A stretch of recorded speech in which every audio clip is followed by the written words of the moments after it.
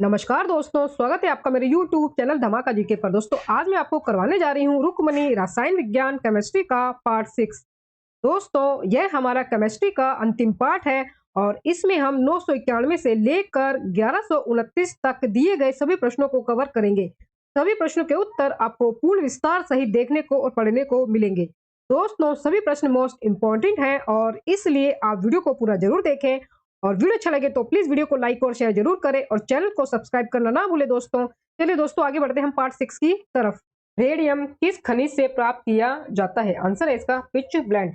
Radium जो है वो पिच ब्लेंड खनिज से प्राप्त किया जाता है। रेडियम पिच ब्लेंड ऐसे से प्राप्त होता है। यूरेनियम कार्नेटाइट पिच ब्लेंड ऐसे से प्राप्त होता है। रेडियम चमकने वाले धातु है जो विभिन्न प्रसाधन में प्रयोग होते हैं। यूरेनियम का प्रयोग परमाणु क्षेत्र में होता है। जादू गोड़ा से यूरेनियम निकाला जाता है। जादू गोड़ा से यूरेनियम निकाला जाता है। जादू जो गोड़ा है वो झारखंड में स्थित है। जादू जो गोड़ा है वो झारखंड में स्थित है। 992 प्रश्न है दोस्तों। मूल तत्वों की आवर्त सारणी बनाने वाले पहले वैज्ञानिक कौन थे? मूल तत्वों की आवर्त सारणी बनाने वाले पहले वैज्ञानिक कौन थे? आंसर है इसका मेंडलीफ। मूल तत्वों की आवर्त सारणी बनाने वाले पहले वैज्ञानिक मेंडलीफ यानी कि दिमित्री मेंडलीफ थे। आधुनिक आवर्त सारणी हेनरी मोसले ने तैयार की है। मेंडलीफ द्वारा बनाई गई आवर्त प्रणाली के अनुसार तत्वों का भौतिक एवं रासायनिक गुण उनके परमाणु भारों के आवर्त फलन होते हैं और मोसले के आवर्त सारणी तत्वों के गुण उनके परमाणु संख्या के आवर्त फलन होते हैं। क्लोरीन की विद्युत ऋणात्मकता सबसे अधिक होती है। विद्युत की जो ऋणात्मकता सबसे अधिक किसमें होती है? क्लोरीन में। ये आप जरूर याद रखें। 993 प्रश्न है दोस्तों। वह एकमात्र अधातु कौन सी है जो कमरे के तापमान पर द्रव में बदल जाती है? आंसर है इसका ब्रोमीन। एकमात्र अधातु ब्रोमीन है जो कमरे के तापमान पर द्रव में बदल जाती है। कमरे का अनुकूलतम तापमान 27 डिग्री सेल्सियस माना जाता है। एकमात्र धातु जो तरल अवस्था में रहता है वो पारा है। C12H22O11 डैश के रूप में भी जाना जाता है। आंसर है इसका चीनी। C12H22 और O11 चीनी के रूप में भी जाना जाता है। चीनी जो है वो एक मीठा पदार्थ है। चीनी गन्ना शुकंद्र आदि से तैयार होता है। महाराष्ट्र में चीनी में सर्वाधिक सहकारी क्षेत्र में है। गन्ना सर्वाधिक उत्तर प्रदेश में उत्पादन होता है। गन्ने के खोई से बिजली उत्पादन होता है। गन्ने के खोई से बिजली उत्पादन होता है। सिरका का उपयोग रासायनिक उद्योग में होता है। निम्नलिखित में से कौन सी एक ग्रीन हाउस गैस नहीं है? निम्नलिखित में से कौन सी एक गैस ग्रीन हाउस गैस नहीं है? आंसर है इसका copper dioxide. Copper dioxide. Copper dioxide green house gas नहीं है। ग्रीन हाउस गैस का मुख्य तत्व CO2 है। सूर्य के विकिरण से पृथ्वी गर्म होती है, ऊष्मा छोड़ती है, लेकिन वायुमंडल में CO2 गैस ऊष्मा को वायुमंडल से बाहर नहीं जाने देती है और पुनः पृथ्वी पर वापस ऊष्मा आती है। इसी प्रकार पृथ्वी गर्म होती है। ठोस आयोडीन का रंग होता है। आंसर है इसका बैंगनी भूरे से थोड़ा काला। ठोस आयोडीन का रंग बैंगनी भूरे से थोड़ा काला होता है। आयोडीन युक्त नमक नहीं खाने से घेंगा रोग होता है। समुद्री क्षेत्र में आयोडीन की मात्रा अधिक पाई जाती है। समुद्री क्षेत्र में आयोडीन की मात्रा जो व्यक्तियों में अधिक पाई जाती है, अतः घेंगा रोग नहीं होता है। पहाड़ी क्षेत्र में घेंगा रोधी आपको अधिक मिलते हैं क्योंकि आयोडीन की कमी होती है। हवा में मौजूद निम्नलिखित गैसों में से कौन सी गैस पीतल के मलिनीकरण के लिए जिम्मेदार है? आंसर है इसका हाइड्रोजन सल्फाइड। हवा में मौजूद हाइड्रोजन सल्फाइड गैस पीतल के मलिनीकरण के लिए जिम्मेदार है। सिल्वर सल्फाइड चांदी को काला कर देता है। अंडा में सल्फर पाया जाता है। जिंक फास्फाइड का प्रयोग चूहा विष के रूप में होता है। प्लेटिनम को सफेद सोना कहा जाता है। दोस्तों वीडियो अच्छा लग रहा हो तो प्लीज वीडियो को लाइक और शेयर जरूर करें और चैनल को सब्सक्राइब करना ना भूले दोस्तों। आगे हमारे पास 958 प्रश्न। निम्नलिखित में से कौन सा एक कैल्शियम का समृद्ध स्रोत नहीं है? निम्नलिखित में से कौन सा एक कैल्शियम का समृद्ध स्रोत नहीं है? आंसर है इसका गाजर। गाजर कैल्शियम का समृद्ध स्रोत नहीं है। गाजर विटामिन ए का समृद्ध स्रोत है। गाजर में कैरोटीन पाया जाता है। सोयाबीन प्रोटीन का समृद्ध स्रोत है। पालक लोहे का भरपूर एक स्रोत है। समृद्ध मतलब जिसमें ये चीजें पाई जाती है। पालक जो है पालक में जो है वो लोहा अधिक मात्रा में पाया जाता है और सोयाबीन में प्रोटीन, गाजर में कैरोटीन। चावल यानी कि बिना पॉलिश वाला जो है वो थायमीन का पर्याप्त स्रोत है, उसमें जो बिना पॉलिश का जो चावल होता है उसमें थायमिन भरपूर मात्रा में पाया जाता है। यदि एक पदार्थ का पीएच मान 7 से कम होता है तो इसे माना जाएगा, आंसर है इसका एसिड यानी कि तेजाब। यदि एक पदार्थ का पीएच मान 7 से कम है तो इसे माना जाएगा एसिड तेजाब। हमारा शरीर 7.0 से 7.8 पीएच परास के बीच कार्य करता है। वर्षा के जल का पीएच मान जब 5.6 से कम हो जाता है तो वह अम्लीय वर्षा कहलाती है। मुंह के पीएच का मान 5.5 से कम होने पर दांतों का क्षय प्रारंभ हो जाता है। दांतों का इनेमल कैल्शियम फास्फेट का बना होता है जो शरीर का सबसे कठोर पदार्थ है। ऑक्सीकरण प्रतिक्रिया में निम्नलिखित में से क्या होता है? ऑक्सीकरण प्रतिक्रिया में निम्नलिखित में से क्या होता है? आंसर है इसका इलेक्ट्रॉन में कमी होती है। ऑक्सीकरण प्रतिक्रिया में इलेक्ट्रॉन में कमी होती है।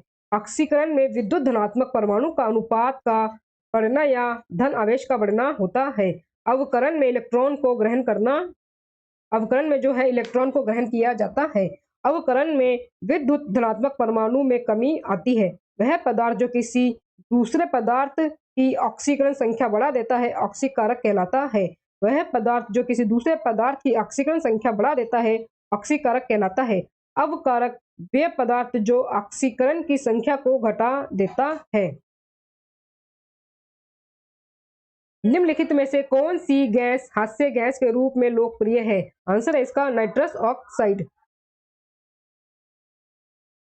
C6H6 क्या है? C6H6 क्या है? आंसर है इसका बेंजीन। बेंजीन का रासायनिक सूत्र C6H6 है। बेंजीन सरलतम एरोमेटिक हाइड्रोकार्बन है। बेंजीन की संरचना वलय होती है। एथीन का सूत्र C2H4 है। एथीन का सूत्र C2H4 है। त्रिबंध वाला असंतृप्त हाइड्रोकार्बन एल्काइन कहलाता है। त्रिबंध वाला असंतृप्त हाइड्रोकार्बन एल्काइन कहलाता है। एल्काइन का सामान्य रासायनिक सूत्र CnH2n-2 होता है। सबसे सरल एल्काइन एथाइन C2H2 है। एथाइन जो है इसका सूत्र यह है C2H2 है, ये सबसे सरल एल्काइन है। एल्केन श्रेणी का सामान्य सूत्र C2H2n+2 है। नेक्स्ट क्वेश्चन है दोस्तों, प्रचुर मात्रा में उपलब्ध ज्वलनशील प्राकृतिक गैस कौन सी है? प्रचुर मात्रा में उपलब्ध ज्वलनशील प्राकृतिक गैस कौन सी है? आंसर है इसका मीथेन। प्रचुर मात्रा में उपलब्ध ज्वलनशील प्राकृतिक गैस मीथेन है। मीथेन धान की फसल से भी उत्पन्न होती है। गोबर गैस में 65% तक मीथेन पाया जाता है। प्रोपेन और ब्यूटेन एलपीजी का मुख्य अवयव गैस है। प्राकृतिक गैस का सबसे अधिक रूस में भंडारण माना जाता है। भारत ईरान से भारी मात्रा में प्राकृतिक गैस लाने के लिए पाइपलाइन का निर्माण कर रहा है। भारत जो है वो ईरान से भारी मात्रा में प्राकृतिक गैस लाने के लिए पाइपलाइन का निर्माण कर रहा है जो पाकिस्तान, अफगानिस्तान और चीन तक जाएगा। 104 प्रश्न है दोस्तों, हाइड्रोजन, हीलियम और अन्य आयनित गैसों के तारे के बीच धूल के बादल को क्या कहा जाता है? आंसर है इसका नेबुला। हाइड्रोजन, हीलियम और आयनिक गैसों के तारे के बीच धूल के बादल को नेबुला कहा जाता है। 1755 ईस्वी में सर्वप्रथम इमैनुएल कांट ने पृथ्वी की उत्पत्ति को नेबुला सिद्धांत की व्याख्या किया था। पृथ्वी की उत्पत्ति को नेबुला सिद्धांत की व्याख्या से किया था। यदि तारे का द्रव्यमान सूर्य के द्रव्यमान से अधिक होता है तो सुपरनोवा तारा बनता है। सुपरनोवा तारा विस्फोटित आधिनव तारे का क्रोड संकुचित होकर न्यूट्रॉन तारा अथवा कृष्णशिद ब्लैक होल बन जाता है। चंद्ररेखा का संबंध ब्लैक होल से है। चंद्रशेखर को इस खोज के लिए 1983 ईस्वी में नोबेल पुरस्कार दिया गया था। मार्स गैस के प्रमुख घटक क्या है? मार्स गैस के प्रमुख घटक क्या है? आंसर है इसका मीथेन। मार्स गैस का मुख्य घटक मीथेन है। प्रोड्यूसर गैस में 70% नाइट्रोजन होता है। आप जरूर याद रखें कि जो प्रोड्यूसर गैस है उसमें 70% तक नाइट्रोजन होता है। गोबर गैस में मीथेन गैस मुख्य अवयव होता है। जल गैस में हाइड्रोजन 49% होता है। प्राकृतिक गैस में 95% हाइड्रोकार्बन होता है। इसमें 80% मीथेन होता है। कोल गैस में 54% हाइड्रोजन गैस होता है। कोल गैस में 54% हाइड्रोजन गैस होता है। 106 प्रश्न है, वह पहला तत्व कौन सा है जिसकी रासायनिक खोज हनिंगब्रांड द्वारा की गई थी? आंसर है इसका फास्फोरस। फास्फोरस पहला तत्व है जिसकी खोज हनिंगब्रांड द्वारा की गई थी। ग्लाइडर का आविष्कारक जॉर्ज केले हैं। प्रोटीन शब्द का प्रयोग सर्वप्रथम जे बर्जेलियस ने किया था। रॉबर्ट पीरे तथा मैडम क्यूरी ने रेडियम की खोज की थी। हेनरी बेकरल एवं दंपत्ति क्यूरी ने रेडियो सक्रियता की खोज की थी। हेनरी बेकरल एवं दंपत्ति क्यूरी ने रेडियो सक्रियता की खोज की थी। जब आप एक परमाणु के न्यूट्रॉनों की संख्या को बदल देते हैं तो इसका डैश बदल जाता है। आंसर है इसका समस्थानिक, आइसोटोप। जब आप एक परमाणु के न्यूट्रॉनों की संख्या को बदल देते हैं तो इसका समस्थानिक बदल जाता है। समान परमाणु क्रमांक परंतु भिन्न परमाणु द्रव्यमानों के परमाणुओं को समस्थानिक कहते हैं। समस्थानिकों में प्रोटॉनों की संख्या समान होती है किंतु न्यूट्रॉनों की संख्या भिन्न होती है। समभारिक समान परमाणु द्रव्यमान परंतु भिन्न परमाणु क्रमांक के परमाणुओं को कहते हैं। समभारिक जो है वो समान परमाणु द्रव्यमान परंतु भिन्न परमाणु क्रमांक के परमाणुओं को कहते हैं, यानी कि जिसमें प्रोटॉनों की संख्या अलग अलग होती है वो समभारिक कहलाते हैं। वो समभारिक कहलाते हैं, परंतु उनमें जो उनका जो टोटल न्यूट्रॉन और प्रोटॉन जब हम प्लस करते हैं तो पूरा बनता है, एक समान बनता है, तो समभारिक ही कहलाते हैं। एमिनो एसिड के 4 प्रमुख तत्व कौन से हैं? एमिनो एसिड के 4 प्रमुख तत्व कौन से हैं? आंसर है इसका कार्बन, हाइड्रोजन, ऑक्सीजन और नाइट्रोजन। एमिनो अम्ल में 4 प्रमुख तत्व हैं, कार्बन, हाइड्रोजन, ऑक्सीजन और नाइट्रोजन। प्रोटीन जटिल कार्बनिक यौगिक है। प्रोटीन 20 एमिनो अम्लों या इससे अधिक एमिनो अम्लों से बनता है। ऊर्जा उत्पादन एवं शरीर की मरम्मत दोनों कार्यों के लिए प्रोटीन उत्तरदायी होता है। 109 प्रश्न है, एक इलेक्ट्रॉन क्या है? एक इलेक्ट्रॉन क्या है? आंसर है इसका नेट आवेश के साथ एक उप परमाणविक कण जो नकारात्मक है। एक इलेक्ट्रॉन नेट आवेश के साथ एक उप परमाणविक कण जो नकारात्मक है। परमाणु में प्रोटॉन एवं इलेक्ट्रॉन की संख्या समान एवं आवेश विपरीत होते हैं जिससे उदासीन होता है। इलेक्ट्रॉन नाभिक के चारों ओर चक्कर लगाते हैं। इलेक्ट्रॉन जो है वो नाभिक के चारों ओर चक्कर लगाते हैं। परमाणु सूक्ष्म कण है जो स्वतंत्र अवस्था में नहीं रह सकता लेकिन रासायनिक क्रिया में भाग लेते हैं। गैल्वेनीकरण एक प्रक्रिया है जिसमें लोहे की वस्तुओं पर डैश से बचाने के लिए जिंक की परत चढ़ाई जाती है। आंसर है इसका जंग लगने से। आंसर है इसका जंग लगने से। गैल्वेनीकरण एक प्रक्रिया है जिसमें लोहे की वस्तुओं पर जंग लगने बचाने के लिए जिंक की परत चढ़ाई जाती है। यशद लेपन लोहे या इस्पात पर जंग लगने से सुरक्षा प्रदान करता है। लोहे में जंग लगने में बना पदार्थ फेरिसोफेरिक ऑक्साइड यानी कि Fe2O3H2O होता है। ये आप जरूर याद रखें, फेरिसोफेरिक ऑक्साइड जो है वो जंग लगता है, यही एक जंग का परमाणु सूत्र है, Fe2O3H2O। पेंट करके, तेल लगाकर, ग्रीस लगाकर, क्रोमियम लेपन, एनोडीकरण या मिश्र धातु बनाकर लोहे को जंग लगने से बचाया जा सकता है। जंग लगने से लोहे का वजन जो है वो बढ़ जाता है। ये भी आप जरूर याद रखें कि जंग लगने से लोहे का वजन क्या होता है, बढ़ जाता है। दमित्री मेंडलीफ ने क्या तैयार किया था? आंसर है इसका रासायनिक तत्वों की आवर्त सारणी। दमित्री मेंडलीफ रासायनिक तत्वों की आवर्त सारणी तैयार की थी। दमित्री मेंडलीफ ने रासायनिक तत्वों की आवर्त सारणी तैयार की थी। मेंडलीफ द्वारा बनाई गई आवर्त सारणी में 9 वर्ग और 7 आवर्त थे। आधुनिक आवर्त सारणी में आवर्त की संख्या 7 होती है एवं वर्गों की संख्या 9 होती है।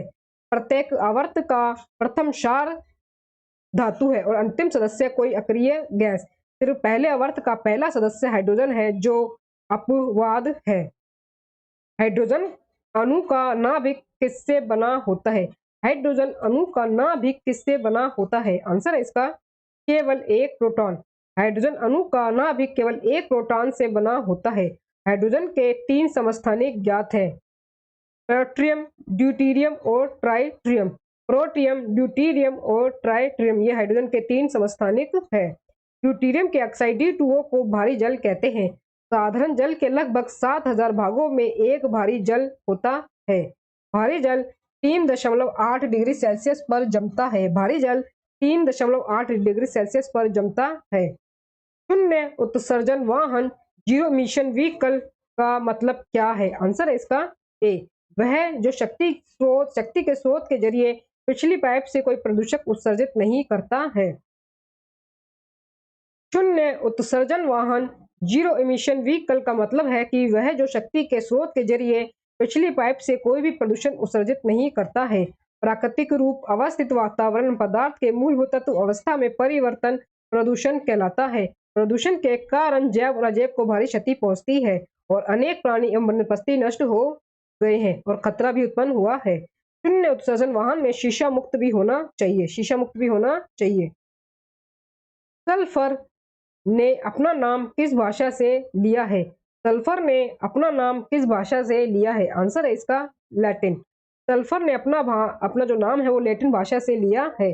प्राकृतिक रबड़ को सल्फर के साथ गर्म करने की क्रिया वल्कनीकरण कहलाती है। प्राकृतिक रबड़ काफी मुलायम होता है, इसे कठोर बनाने के लिए कार्बन मिलाया जाता है, इसमें कार्बन मिलाया जाता है। प्राकृतिक रबड़ को कठोर बनाकर ट्यूब, टायर आदि बनाए जाते हैं। प्राकृतिक रबड़ आइसोप्रीन का बहुलक है। प्राकृतिक जो रबड़ है वो आइसोप्रीन का बहुलक है। 115 प्रश्न है दोस्तों, ना चिपकने वाला बर्तन पर किसका लेप लगा होता है? ना चिपकने वाले बर्तन पर किसका लेप लगा होता है? आंसर है इसका टेफ्लॉन का, टेफ्लॉन। ना चिपकने वाले बर्तन पर टेफ्लॉन का लेप लगाया जाता है। नायलॉन ऐसे छोटे कार्बनिक अणुओं के बहुलकीकरण प्रक्रिया द्वारा बनाया जाता है। सेलुलोज से बने कृत्रिम रेशे को रेयान कहते हैं। नाइक्रोम में टंगस्टन का प्रयोग होता है। टंगस्टन का गलनांक 3500 डिग्री सेल्सियस होता है।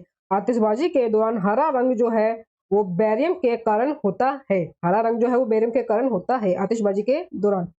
निम्नलिखित में से कौन सा अंगूर में पाया जाने वाला मुख्य कार्बनिक अम्ल है? आंसर है इसका बी, टार्टरिक एसिड। अंगूर में टार्टरिक एसिड पाया जाने वाला मुख्य कार्बनिक अम्ल है। अम्ल एक ऐसा यौगिक है जो जल में घुलकर H+ आयन देता है। अम्ल वह पदार्थ है जो किसी दूसरे पदार्थ को प्रोटॉन प्रदान करने की क्षमता रखता है। अम्ल वह पदार्थ है जो किसी दूसरे पदार्थ को प्रोटॉन प्रदान करने की क्षमता रखता है। खाना पचाने में HCl यानी कि हाइड्रोक्लोरिक अम्ल उपयोग होता है। अम्ल का स्वाद खट्टा होता है। अम्ल का जलीय विलयन नीले लिटमस को लाल कर देता है। अम्ल का जलीय विलयन नीले लिटमस को लाल कर देता है।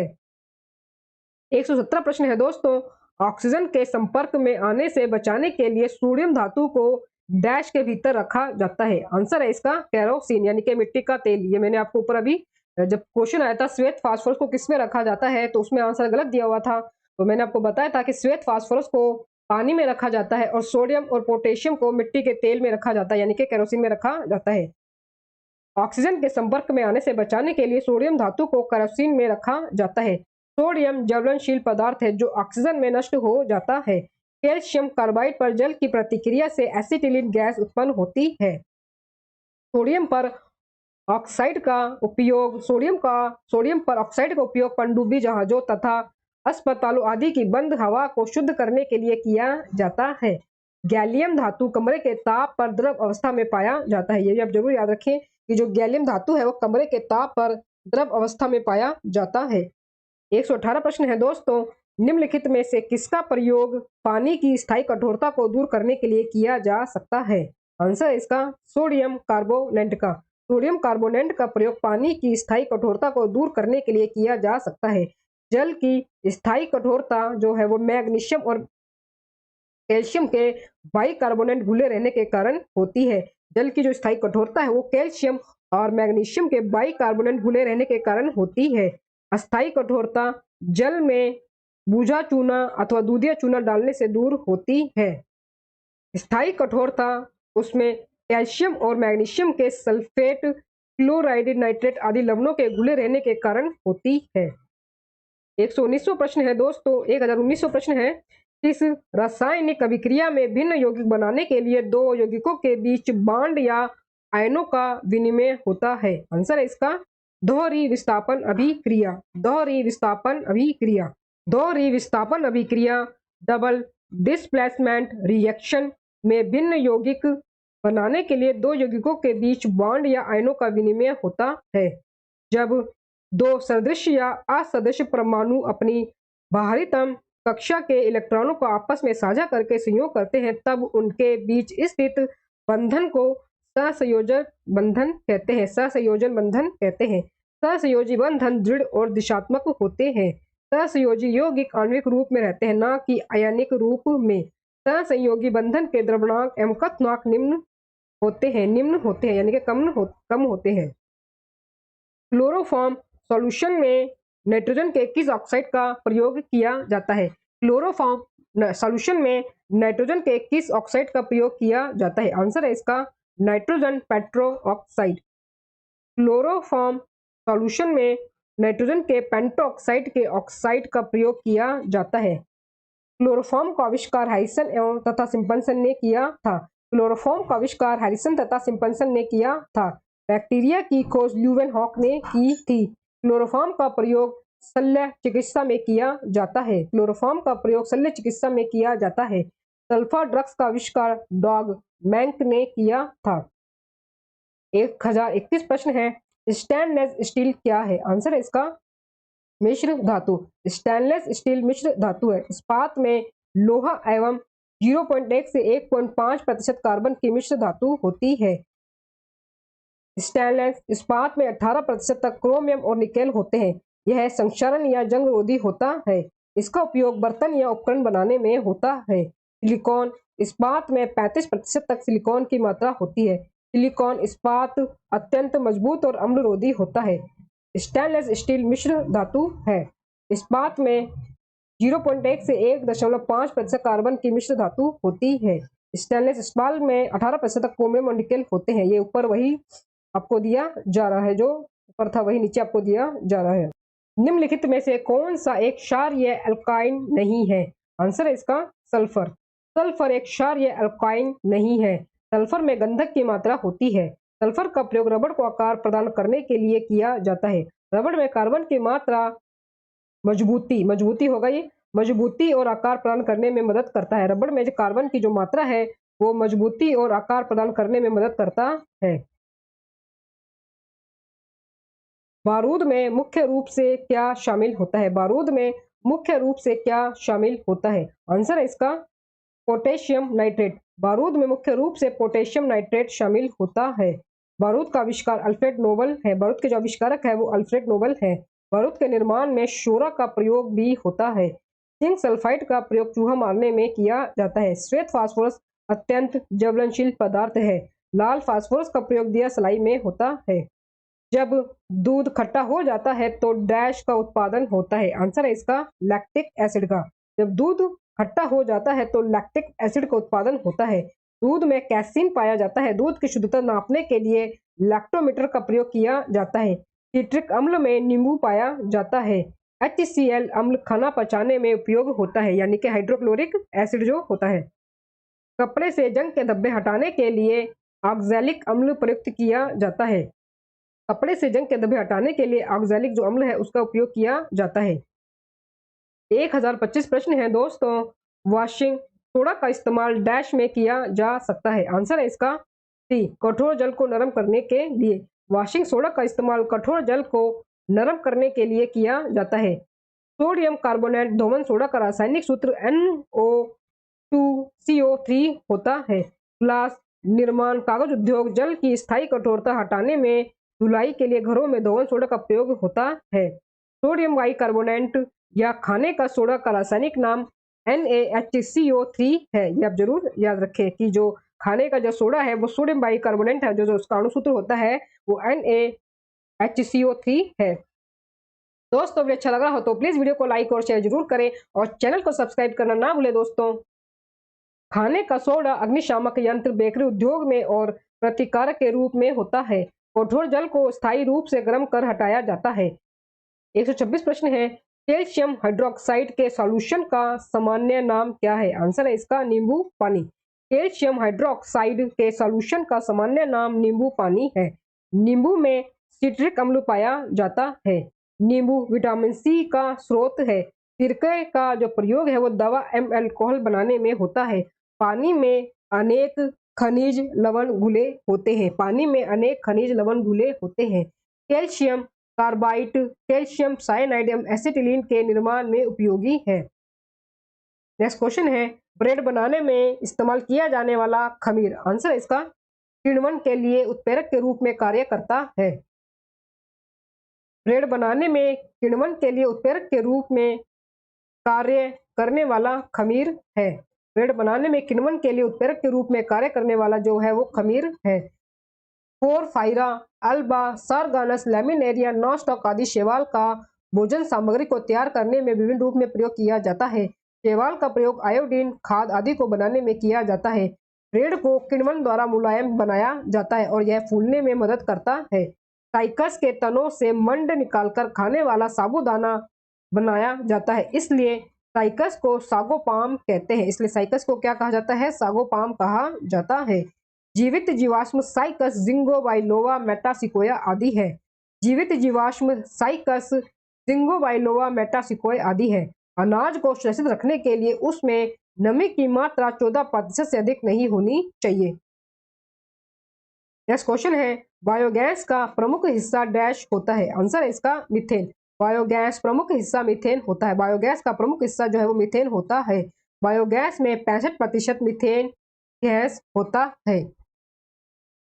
गीले गोबर पशुओं के सड़ने पर ज्वलनशील मीथेन गैस बनती है। बायोगैस का अवशिष्ट एक उत्तम खाद है। बायोगैस बहुत ही सरल, सहज और पर्यावरण की दृष्टि से भी अच्छा है। भारत में पशुओं की जो संख्या है वो विश्व में सर्वाधिक है। भारत में पशुओं की संख्या विश्व में सर्वाधिक है। हाइड्रोजन हल्की गैस है। नाइट्रोजन वायुमंडल में 78.09% तक पाया जाता है और CO2 ग्लोबल वार्मिंग के लिए मुख्यतः जिम्मेवार है। आग को बुझाता है। आंसर है इसका CO2। आग को बुझाता है CO2 यानी कि कार्बन डाइऑक्साइड। CO2 गैस आग के ऊपर आवरण बनाता है, छतरी के रूप में कार्य करता है और ऑक्सीजन का संपर्क आग से तोड़ देता है और आग के जलने के लिए अनिवार्य है। जो ऑक्सीजन है उसका संपर्क वो तोड़ देता है। राष्ट्रीय अग्निशामक महाविद्यालय नागपुर में है। NO2 नाइट्रेट डाइऑक्साइड एक रासायनिक गैस है। नाइट्रस ऑक्साइड NO2O को लाफिंग गैस, हास्य गैस कहा जाता है। NO2O को SO2 सल्फर डाइऑक्साइड ऑक्साइडिंग एजेंट है, ऑक्सीडाइजिंग एजेंट है। वह ग्रीन हाउस गैस कौन सी है जिसे हंसाने वाली गैस भी कहा जाता है? नाइट्रस ऑक्साइड इसका आंसर होगा। नाइट्रस ऑक्साइड वह ग्रीन हाउस गैस है जिसे हंसाने वाला गैस भी कहते हैं। NO2O नाइट्रस ऑक्साइड गैस का रासायनिक सूत्र है। NO2O का प्रयोग चिकित्सा क्षेत्र में होता है। मीथेन धान के खेतों में भी उत्पन्न होती है। ग्रीन हाउस गैस मुख्यतः CO2 से उत्पन्न होता है। नेक्स्ट क्वेश्चन है दोस्तों, जब अग्निशमन की नोब को दबाया जाता है तो कार्बन डाइऑक्साइड गैस का उत्पादन करने के लिए डैश अम्ल डैश में मिल जाता है। आंसर है इसका सल्फ्यूरिक अम्ल, सोडियम हाइड्रोजन कार्बोनेट में। जब अग्निशमन की नोब को दबाया जाता है तो CO2 जो गैस है उसका उत्पादन करने के लिए सल्फ्यूरिक अम्ल, सोडियम हाइड्रोजन कार्बोनेट में मिल जाता है, जिससे CO2 गैस उत्पन्न होता है। और CO2 का जो प्रयोग है वो आग बुझाने में किया जाता है। CO2 को शुष्क बर्फ कहते हैं। CO2 को शुष्क बर्फ कहते हैं।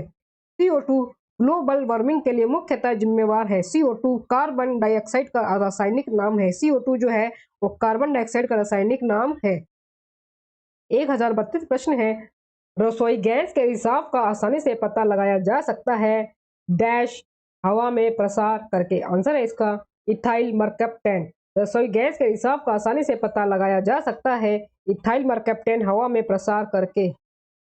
मिथाइल मरकैप्टेन सल्फर के यौगिक होते हैं। प्राकृतिक गैस में 95% हाइड्रोकार्बन होता है जिसमें 80% मीथेन रहता है। प्रोड्यूसर गैस में 70% नाइट्रोजन, 25% कार्बन मोनोऑक्साइड एवं 4% CO2 रहता है। नील बोहर के आधुनिक कवच सारणी के संदर्भ में निम्न में से क्या सही नहीं है? आंसर है इसका वह तत्व जिनकी अणु संख्या 57 से 70 होती है उन्हें लैंथोनॉइड श्रृंखला कहा जाता है। तो ये जो है ये सही नहीं है।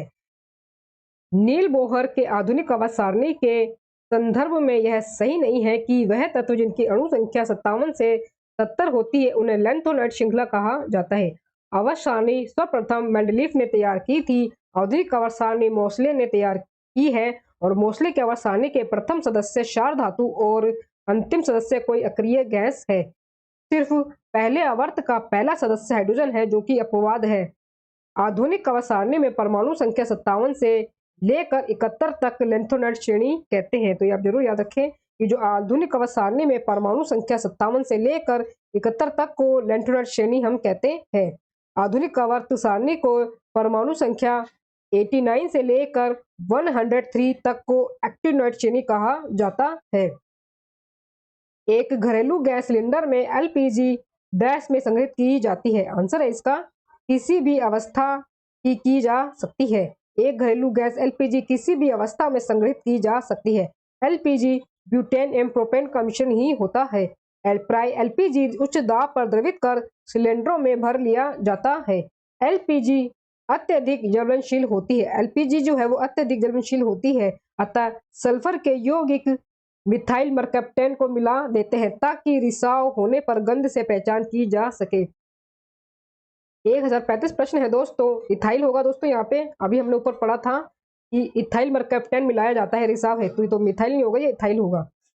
एक ग्रीन हाउस गैस कोई भी ऐसा गैसीय मिश्रण होता है जो डैश के लिए सक्षम होता है, जो डैश के लिए सक्षम होता है। आंसर है इसका दोस्तों, इसमें कोई भी ऑप्शन मैच नहीं हो रहा है। हम इसका विस्तार रूप पढ़ते हैं। एक ग्रीन हाउस गैस भी एक ऐसा गैसीय मिश्रण होता है जो दिए गए विकल्पों में से एक नहीं हो सकता है। ग्रीन हाउस गैस का मुख्य स्रोत CO2 यानी कि कार्बन डाइऑक्साइड गैस है। सूर्य के विकिरण के कारण पृथ्वी गर्म होती है। सूर्य के विकिरण के कारण पृथ्वी गर्म होती है, लेकिन पृथ्वी की ऊष्मा CO2 गैस के कारण वायुमंडल में पुनः पृथ्वी पर आती है और इसी कारण पृथ्वी पर गर्मी बढ़ जाती है, जिससे अनेक प्रकार के संकट उत्पन्न हो रहे हैं। 1036 प्रश्न है दोस्तों। साबुन में एंटीसेप्टिक गुण निम्नलिखित मिश्रणों में से एक के कारण पाया जाता है। साबुन में एंटीसेप्टिक गुण निम्नलिखित मिश्रणों में से एक के कारण पाया जाता है। आंसर है इसका बिथियोनल। बिथियोनल साबुन में एंटीसेप्टिक गुण बिथियोनल मिश्रणों के कारण होता है। सभी साधारण साबुन उच्च वसीय अम्लों जैसे टिटियरिक, पॉलीमेटिक अथवा ओलिक अम्ल, कैसोडियम अथवा पोटेशियम लवणों के मिश्रण होते हैं। साबुन बनाने की क्रिया को साबुनीकरण कहते हैं। उच्च वसीय अम्लों के सोडियम लवण को कड़े साबुन कहते हैं जो कपड़ा धोने के काम में आता है। उच्च वसीय अम्लों के पोटेशियम लवण से बने साबुन को मुलायम साबुन कहते हैं जो स्नान के लिए उपयोगी होता है। विलायक अणुओं की एक अर्धपारगम्य झिल्ली के माध्यम से उच्च घनता वाले क्षेत्र में सहज नेट हुक नेट जो उस दिशा में जो घुले पदार्थ की घनता को दोनों तरफ से सामान्य बनाती है उसे क्या कहते हैं। आंसर है इसका ऑस्मोसिस। विलायक अणुओं की एक अर्धपारगम्य झिल्ली के माध्यम से उच्च घनता वाले क्षेत्र में सहज नेट मुगनेट जो कि उस दिशा में जो घुले पदार्थ की घनता है दोनों तरफ से सामान्य बनाती है उसे ऑस्मोसिस कहते हैं। विलयन दो या दो से अधिक पदार्थों का समांग मिश्रण है। विलयन स्थायी एवं पारदर्शक होता है। ठोस कण द्रव में प्रक्षेपित होते हैं उसे सोल कहा जाता है। द्रव में गैस का परिक्षेपण जाग कहलाता है। द्रव में गैस का परिक्षेपण जाग कहलाता है। निलंबन परिक्षेपण का आकार 10⁻³ सेंटीमीटर से 10⁻⁴ सेंटीमीटर या इससे अधिक होता है। निम्नलिखित में से कौन सी धातु पारद धातु मिश्रण का गठन करती है जब इसे किसी धातु के साथ मिश्रित किया जाता है। निम्नलिखित में से कौन सी धातु परत धातु मिश्रण का गठन करती है जब इसे किसी धातु के साथ मिश्रित किया जाता है। आंसर है इसका पारा। पारा धातु मिश्रण का गठन करती है जब इसे किसी धातु के साथ मिश्रित किया जाता है। पारा का अयस्क सिने बार है। थर्मामीटर में पारा का प्रयोग किया जाता है क्योंकि ये पारदर्शी होते हैं, ये स्पष्ट रूप से दिखाई देते हैं, पढ़ना इन्हें सहज होता है। पारा -39 डिग्री सेल्सियस पर जमता है। पारा जो है वो -39 डिग्री सेल्सियस पर जमता है, 39 डिग्री सेल्सियस पर जमता है। पारा एक ऐसा धातु है जो तरल अवस्था में रहता है। एल्यूमिनियम का अयस्क बॉक्साइट है। सोने का अयस्क कॉल्बेराइट है। सोना प्राकृतिक अवस्था में मुक्त अवस्था में पाया जाता है। चांदी सबसे अच्छा सुचालक है। निम्नलिखित में से कौन सी गैस अक्रिय गैस नहीं है। निम्नलिखित में से कौन सी ऐसी गैस है जो अक्रिय गैस नहीं है। आंसर है इसका हाइड्रोजन। हाइड्रोजन अक्रिय गैस नहीं है। हाइड्रोजन और हीलियम का संलयन तारे की ऊर्जा का आधार है। निष्क्रिय गैस आवर्त सारणी के शून्य वर्ग में 6 तत्व है। हीलियम का प्रयोग गुब्बारे को फुलाने में, मौसम संबंधी अध्ययनों के लिए और ठंडी वायु वाली नाभिकीय भट्टी आदि में प्रयोग होता है। निम्नलिखित धातुओं में से कौन सा फोटो फिल्मों में इस्तेमाल किया जाता है। निम्नलिखित धातुओं में से कौन सा फोटो फिल्मों में इस्तेमाल किया जाता है। आंसर है इसका रजत। रजत यानी कि सिल्वर फोटो फिल्मों में इस्तेमाल किया जाता है। सिल्वर क्लोराइड को हार्न सिल्वर कहा जाता है। हार्न सिल्वर का प्रयोग फोटोक्रोमेटिक कांच बनाने में होता है। सिल्वर आयोडाइड का उपयोग कृत्रिम वर्षा कराने में होता है। सिल्वर आयोडाइड का प्रयोग कृत्रिम वर्षा कराने में होता है। सिल्वर नाइट्रेट का उपयोग निशान लगाने वाली स्याही बनाने में किया जाता है। मतदान के समय मतदाताओं को सिल्वर नाइट्रेट से निशान लगाया जाता है। ये भी आप जरूर याद रखें। सूर्य की प्रकाश में अपघटित हो जाने के कारण इसे रंगीन बोतलों में रखा जाता है। सिल्वर ब्रोमाइड का उपयोग फोटोग्राफी में होता है। सिल्वर ब्रोमाइड का उपयोग फोटोग्राफी में होता है। सबसे प्रचुर मात्रा में मौजूद दुर्लभ गैस कौन सी है? सबसे प्रचुर मात्रा में मौजूद दुर्लभ गैस कौन सी है? आंसर है इसका ऑर्गन। सबसे प्रचुर मात्रा में मौजूद दुर्लभ गैस ऑर्गन है। ऑर्गन का संकेत जो है वो AR है। ये इसका संकेत होता है AR। आर्गन निष्क्रिय गैस है, इसे नोबेल गैस भी कहते हैं। उच्च तापीय धातु कर्मिक प्रतिक्रियाओं धातुओं अथवा मिश्र धातुओं की आर्क वेल्डिंग में निष्क्रिय वातावरण उत्पन्न करने में होता है। बिजली बल्ब भरने में भी आर्गन का प्रयोग किया जाता है। रेडॉन गैस वायुमंडल में नहीं पाया जाता है। रेडॉन जो गैस है वो वायुमंडल में नहीं पाया जाता है। रेडॉन गैसीय तत्वों में सबसे भारी है। रेडॉन जो है वो गैसीय तत्वों में सबसे भारी है। हवा एक डैश है। हवा एक डैश है। आंसर है इसका डी, दोनों तत्वों और यौगिकों का मिश्रण। हवा दोनों तत्वों और यौगिकों का मिश्रण है। वह पदार्थ जो दो या दो से अधिक तत्वों या यौगिकों के किसी भी अनुपात में मिलाने से प्राप्त होता है, मिश्रण कहलाता है।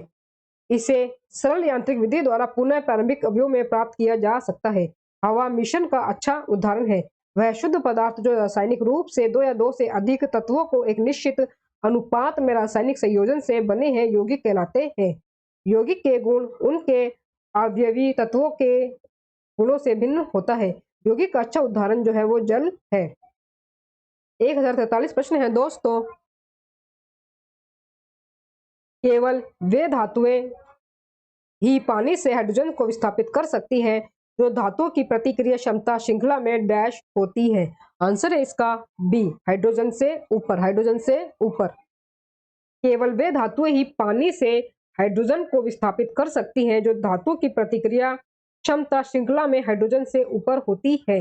हाइड्रोजन के दो अणु और ऑक्सीजन के एक अणु मिलकर H2O यानी कि जल का निर्माण करते हैं। साधारण जल के लगभग 7000 भाग से एक भाग भारी जल का होता है। ड्यूटेरियम के ऑक्साइड H2O को भारी जल कहते हैं। भारी जल की खोज 1932 ईस्वी में ई यूरे और वाशवान ने की थी। भारी जल 3.8 डिग्री सेल्सियस पर जमता है। H2O का प्रयोग न्यूट्रॉन मंदक के रूप में परमाणु ऊर्जा और परमाणु बम बनाने में किया जाता है। 1044 प्रश्न है दोस्तों हमारे पास। निम्नलिखित का सही मिलान करें। उत्पाद दिए गए हैं और हमें उसके उपयोग दिए गए हैं।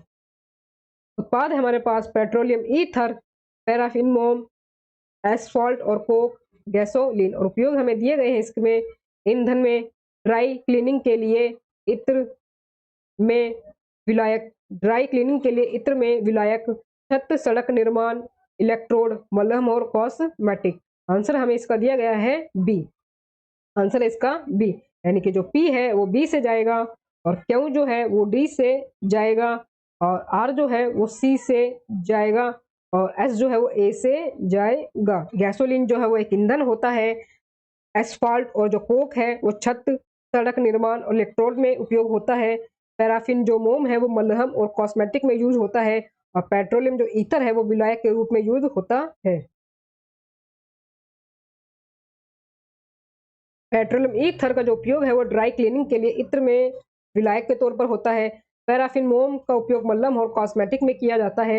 एस्फॉल्ट एवं कोक का प्रयोग छत सड़क निर्माण इलेक्ट्रोड में होता है। गैसोलीन जो है वो एक ईंधन के रूप में प्रयोग किया जाता है। पेट्रोलियम को प्रभाजी आसवन के द्वारा शुद्ध किया जाता है।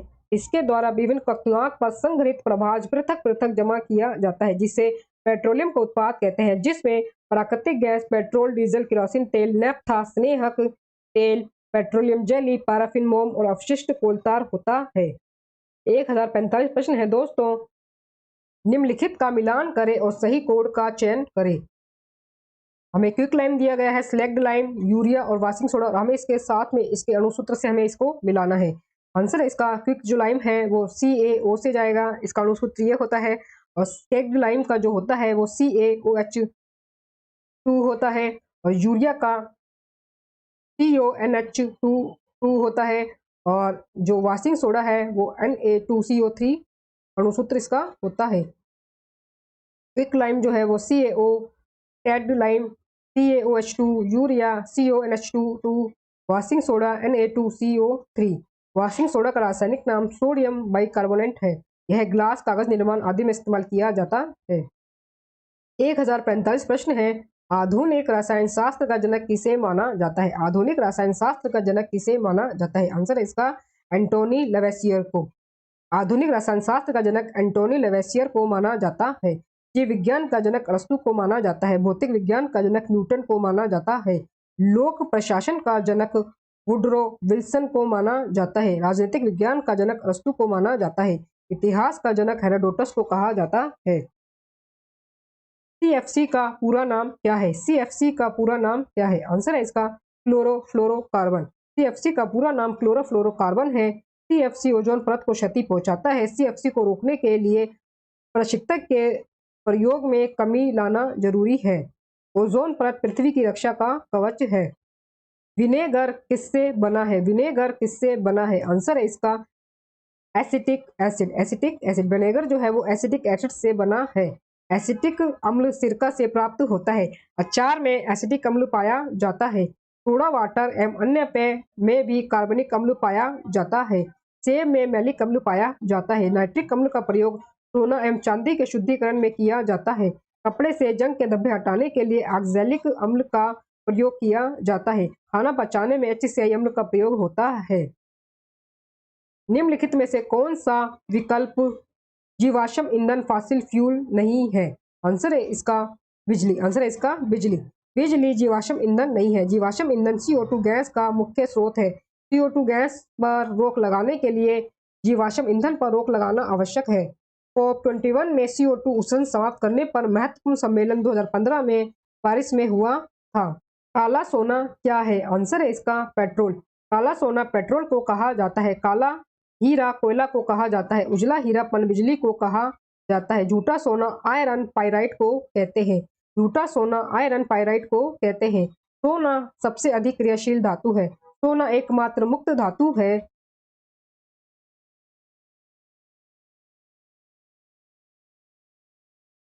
सोना एकमात्र धातु है जो प्रकृति में मुक्त अवस्था में पाया जाता है।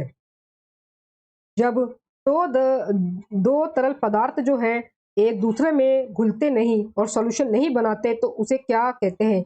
जब दो तरल पदार्थ एक दूसरे में घुलते नहीं और सॉल्यूशन नहीं बनाते हैं तो उसे क्या कहते हैं? आंसर है इसका अमिश्रणीय, इमिसिबल।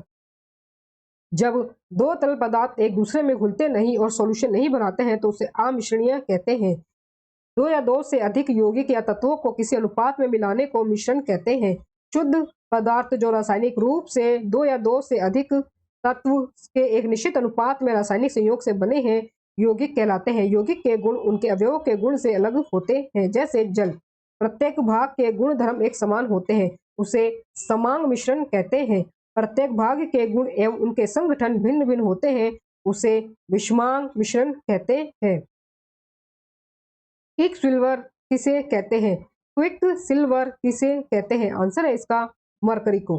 क्विक सिल्वर मरकरी को कहा जाता है। श्वेत स्वर्ण प्लेटिनम को कहते हैं। आयरन पाइराइट को झूठा सोना कहते हैं। रेडान गैसीय तत्वों में सबसे भारी है। सोना का घनत्व पारे के घनत्व से ज्यादा होता है, इसलिए सोना जो है वो पारे में डूब जाता है।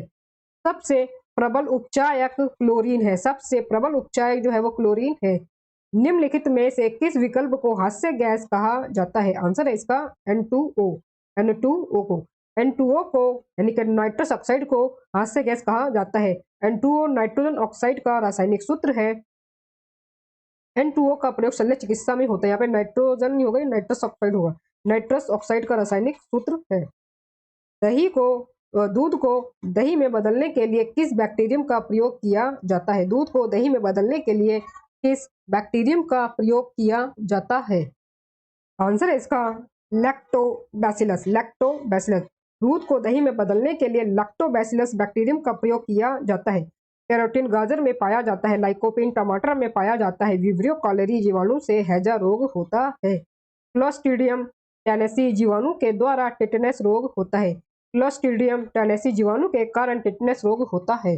कैरोनी बैक्टीरियम डिप्थीरिया जीवाणु से डिप्थीरिया रोग होता है। न्यूक्लियस में डैश परमाणु क्रमांक एटॉमिक नंबर को दर्शाता है। आंसर है इसका प्रोटॉन। न्यूक्लियस में प्रोटॉन परमाणु क्रमांक एटॉमिक नंबर को दर्शाता है।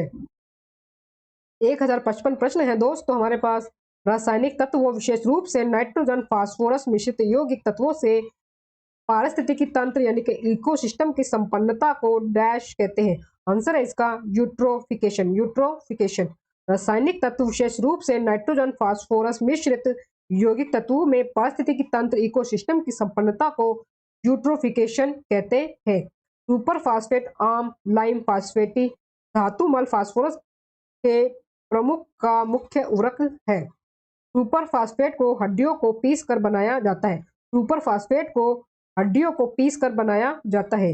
नाइट्रोजन के यौगिकों में अमोनिया का एक प्रमुख यौगिक है। नाइट्रोजन के यौगिकों में अमोनिया जो है वो एक प्रमुख यौगिक है। इसका निर्माण हैबर विधि द्वारा किया जाता है। दोस्तों वीडियो अच्छा लग रहा हो तो प्लीज वीडियो को लाइक और शेयर जरूर करें और चैनल को सब्सक्राइब करना ना भूलें। दोस्तों 1056 प्रश्न है। पारंपरिक थर्मामीटर में किस तत्व जो प्राकृतिक रूप से अत्यंत जहरीला होता है का प्रयोग होता है।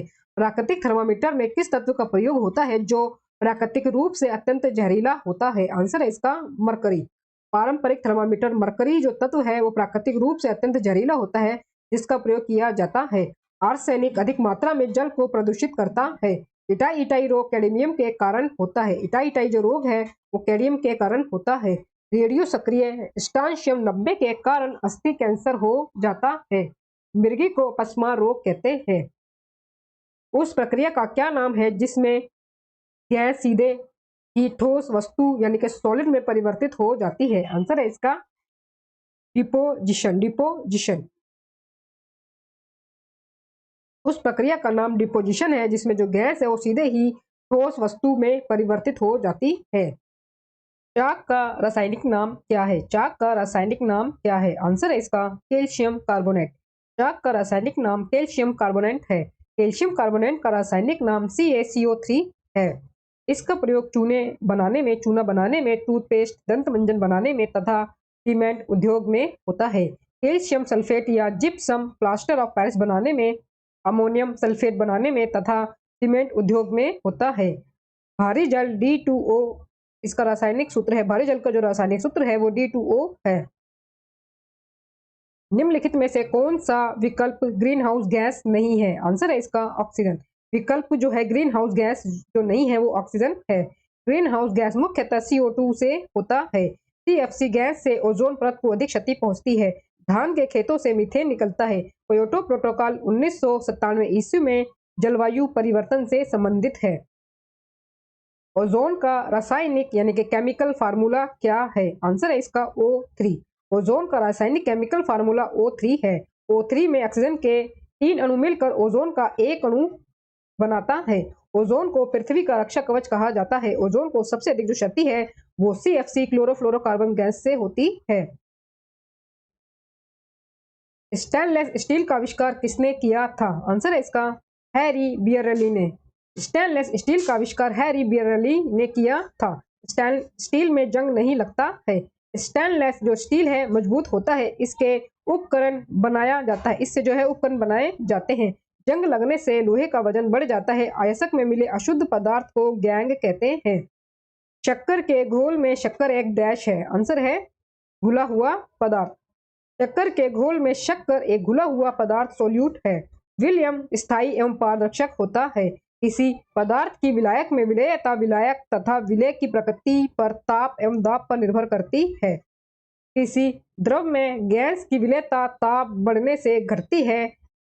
दाब बढ़ाने पर द्रव में गैस की विलेयता बढ़ती है। सूखी बर्फ ड्राई आइस क्या है। आंसर है इसका कार्बन डाइऑक्साइड का ठोस रूप। सूखा बर्फ ड्राई जो आइस है वो कार्बन डाइऑक्साइड का ठोस रूप है। CO2 ग्लोबल वार्मिंग का मूल कारण है। CO2 का प्रयोग आग को बुझाने में किया जाता है। CO2 का प्रयोग शीतल पेय पदार्थों में भी किया जाता है। बर्फ की अवस्था में पानी का घनत्व कम हो जाता है। बर्फ की अवस्था में पानी का घनत्व कम हो जाता है। रबड़ को ताकत प्रदान करने, अधिकतम लोच एवं स्थायित्व प्रदान करने हेतु सल्फर और ताप से उपचारित करने की प्रक्रिया को क्या कहते हैं? आंसर है इसका वल्केनाइजेशन। रबड़ को ताकत प्रदान करने तथा अधिकतम लोच एवं स्थायित्व प्रदान करने हेतु सल्फर और ताप से उपचारित करने की प्रक्रिया को वल्केनाइजेशन कहते हैं। रबड़ दो प्रकार के होते हैं। रबड़ जो है वो दो प्रकार के होते हैं, एक तो प्राकृतिक, दूसरा संश्लेषित। एक तो प्राकृतिक और दूसरा संश्लेषित। प्राकृतिक रबड़ आइसोप्रीन का बहुलक होता है। यह थर्मोप्लास्टिक है। वल्कनीकरण द्वारा दस्ताना रबड़ बैंड बनाए जाते हैं। रबड़ आसानी से कार्बन डाइसल्फाइड में घुल जाता है। प्राकृतिक रबड़ मुलायम होता है, कार्बन मिलाया जाता है इसको कठोर बनाने के लिए। निम्नलिखित में से किस गैस के रिसाव के कारण भोपाल गैस त्रासदी हुई थी? आंसर है इसका methyl isocyanate. Methyl isocyanate gas के रिसाव के कारण भोपाल गैस त्रासदी हुई थी। यूनियन कार्बाइड फैक्ट्री में 3 दिसंबर 1984 को मिथाइल आइसोसाइनेट गैस के रिसाव के कारण हुआ था। इससे भारी हानि हुई और हजारों लोग इसमें मारे गए और प्रभावित हुए। अभी तक भोपाल गैस त्रासदी के पीड़ितों को समुचित मुआवजा नहीं दिया गया है। 28 मार्च 1779 ईस्वी को 3 माइल आइलैंड रिएक्टर में दुर्घटना यूएसए में हुई थी। 26 अप्रैल 1986 को चेर्नोबिल रिएक्टर दुर्घटना यूक्रेन में तथा 14 मार्च 2011 को फुकुशिमा जापान में जो रिएक्टर है उसमें दुर्घटना हुई थी। डैश का प्रशीतन रेफ्रिजरेशन में प्रयोग किया जाता है। रेफ्रिजरेटर में प्रयोग किया जाता है। आंसर है इसका क्लोरोफ्लोरोकार्बन। क्लोरोफ्लोरोकार्बन का प्रयोग प्रशीतन रेफ्रिजरेशन में किया जाता है। रेफ्रिजरेटर का आविष्कार हैरिसन और टेनिंग द्वारा 1850 में किया गया। प्रशीतक में वाष्पीकरण द्वारा ठंडक उत्पन्न की जाती है। तांबे की एक वाष्प कुंडली में द्रव फ्रियोन भरा रहता है जो वाष्पीकृत होकर ठंडक उत्पन्न करता है। प्रशीतक के द्वारा वस्तु को अधिक समय तक सुरक्षित रख सकते हैं। सीएफसी गैस ओजोन परत को क्षति पहुंचाती है। 1067 प्रश्न है दोस्तों हमारे सामने। डैश टूथपेस्ट का एक घटक नहीं है। डैश टूथपेस्ट का एक घटक नहीं है। आंसर है इसका लुब्रिकेंट। लुब्रिकेंट जो है वो टूथपेस्ट का घटक नहीं है। पेट्रोल, डीजल, केरोसिन तेल, अल्कोहल, सिपरिट द्रव ईंधन के उदाहरण है। ठोस ईंधन के उदाहरण है लकड़ी, कोयला, चारकोल, कोक आदि। प्राकृतिक gas, coal gas, producer gas, गोबर गैस आदि ये गैसीय ईंधन के उदाहरण है। मीथेन डैश के रूप में जाना जाता है। मीथेन डैश के रूप में जाना जाता है। आंसर है इसका मार्श गैस। मीथेन जो है वो एक मार्श गैस है। इसे दलदली गैस भी कहा जाता है। मीथेन बायोगैस में 65% अंश रहता है।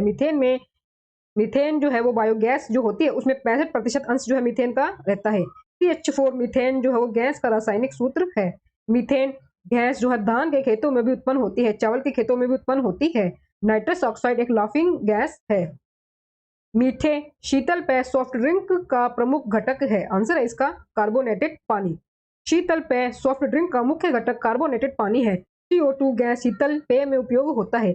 CO2 ठोस बर्फ है। CO2 गैस ग्लोबल वार्मिंग का मुख्य कारण है। कैफीन कॉफी में पाया जाता है। 1070 प्रश्न है दोस्तों।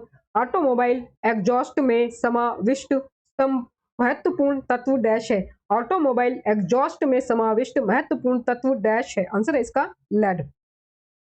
ऑटोमोबाइल एग्जॉस्ट में समाविष्ट महत्वपूर्ण तत्व लेड है यानी कि सीसा है। ऑटोमोबाइल से धुआं जो निकलता है उसमें कार्बन मोनोऑक्साइड गैस होती है। शीशा धुआं में पाया जाता है। शीशा धुआं में पाया जाता है। श्वसन के द्वारा रक्त यानी कि रुधिर और फेफड़े को यह हानि पहुंचाता है। अब लेड रहित पेट्रोल की बिक्री की जा रही है। बहुप्रयोग प्लास्टिक की पानी की बोतलें डैश की बनी होती है। बहुप्रयोग प्लास्टिक की पानी की जो बोतलें हैं वो डैश की बनी होती हैं। आंसर है इसका पॉलीथीन। बहुप्रयोग प्लास्टिक की पानी की बोतलें पॉलीथीन की बनी होती हैं। पॉलीथीन एथिलीन उच्च ताप एवं उच्च दाब पर बहुलकीकरण के फलस्वरूप प्राप्त होता है। प्राकृतिक बहुलक के उदाहरण स्टार्च एवं सेल्यूलोज हैं। प्लास्टिक दो प्रकार के होते हैं, एक तो थर्मोप्लास्टिक एवं थर्मोसेटिंग प्लास्टिक। थर्मोप्लास्टिक एवं थर्मोसेटिंग प्लास्टिक। प्राकृतिक रबड़ आइसोप्रेन का बहुलक है, यह थर्मोप्लास्टिक है। डैश माइक्रोचिप्स बनाने के लिए प्रयोग किया जाता है। आंसर है इसका सिलिकॉन। सिलिकॉन का जो प्रयोग है वो माइक्रोचिप्स बनाने के लिए किया जाता है। इंटीग्रेटेड सर्किट चिप का विकास JS किल्बी ने किया था। इंटीग्रेटेड सर्किट चिप का विकास JS किल्बी ने किया था। IC में सिलिकॉन का प्रयोग होता है। यानी कि इंटीग्रेटेड सर्किट चिप में सिलिकॉन का प्रयोग होता है। भारत की सिलिकॉन घाटी बेंगलुरु को कहते हैं, सिलिकॉन घाटी शिकागो को कहते हैं, सिलिकॉन घाटी शिकागो को कहते हैं। चुंबकीय डिस्क का आयरन ऑक्साइड की परत होती है, चुंबकीय जो डिस्क होती है उस पर आयरन ऑक्साइड की परत होती है। 1073 प्रश्न है दोस्तों, कांच का महत्वपूर्ण घटक डैश है, कांच का सबसे महत्वपूर्ण घटक डैश है, आंसर है इसका सिलिका। कांच का सबसे महत्वपूर्ण घटक सिलिका है। कांच यौगिक नहीं है, एक मिश्रण है। रेशेदार कांच का प्रयोग बुलेट प्रूफ जैकेट बनाने में किया जाता है। फोटोक्रोमेटिक कांच सिल्वर ब्रोमाइड की उपस्थिति के कारण धूप में स्वतः काला हो जाता है। साधारण कांच का औसत संगठन Na2Si2 CaSiO3 4SiO2 होता है। मालीएबल डैश के गुण को दर्शाता है, मालीएबल डैश के गुण को दर्शाता है, आंसर है इसका धातु। मालीएबल धातु के गुण को दर्शाता है। मालीएबल सबसे अधिक जो है वो सोना होता है, यानी कि आधात वर्ते जो है वो सोना होता है। मतलब सोने को आप पीट पीट कर किसी भी रूप में आप उसको ढाल सकते हैं, आप बना सकते हैं। चांदी तांबा जैसे धातु भी मालीएबल अधिक होते हैं। आधात वर्ते वह गुण है जिसके कारण दाब, गर्म या बाहरी शक्ति के कारण धातु का अधिकतम विस्तार होता है। फास्फोरस को पानी में रखा जाता है क्योंकि, आंसर है इसका आग पकड़ने से इसे हम बचा सके। फास्फोरस को पानी में रखा जाता है ताकि स्थायित्व सुनिश्चित हो। फास्फोरस जो है वो ज्वलनशील पदार्थ है। फास्फोरस हड्डियों तथा डीएनए में भी उपस्थित होता है। फास्फोरस श्वेत, लाल और काला होता है। श्वेत फास्फोरस अधिक ज्वलनशील होता है। लाल फास्फोरस का प्रयोग दिया सलाई में होता है। श्वेत फास्फोरस का प्रयोग चूहे मारने की दवा आदि में होता है। नेक्स्ट क्वेश्चन है, डैश टूथपेस्ट की सामग्रियों में से एक नहीं है, आंसर है इसका sodium carbonate. Sodium carbonate toothpaste की सामग्रियों में नहीं रहता है। टूथपेस्ट में झाग ग्लिसरीन के कारण बनता है। झाग बनाने के कारण दांत साफ होते हैं। निम्नलिखित में समानता का पता लगाएं, निम्नलिखित में समानता का पता लगाएं। दिए गए हमें चांदी, तांबा, सोना और एल्यूमिनियम, इनमें हमें समानता का पता लगाना है। आंसर है इसका ये सभी अच्छे सुचालक हैं, ये सभी अच्छे सुचालक हैं। चांदी, तांबा, सोना, एल्यूमिनियम में समानता है कि ये सभी अच्छे सुचालक हैं। चांदी सबसे उत्तम सुचालक है। सुचालक जो विद्युत धारा प्रवाह को प्रभावित करने का गुण रखते हैं। सुचालक वो होते हैं जो विद्युत धारा प्रवाह को प्रभावित करने का गुण रखते हैं, और कुचालक वो होते हैं जो विद्युत धारा प्रवाह को प्रभावित करने का गुण नहीं रखते हैं। हीरा विद्युत का कुचालक है, हीरा विद्युत का कुचालक है।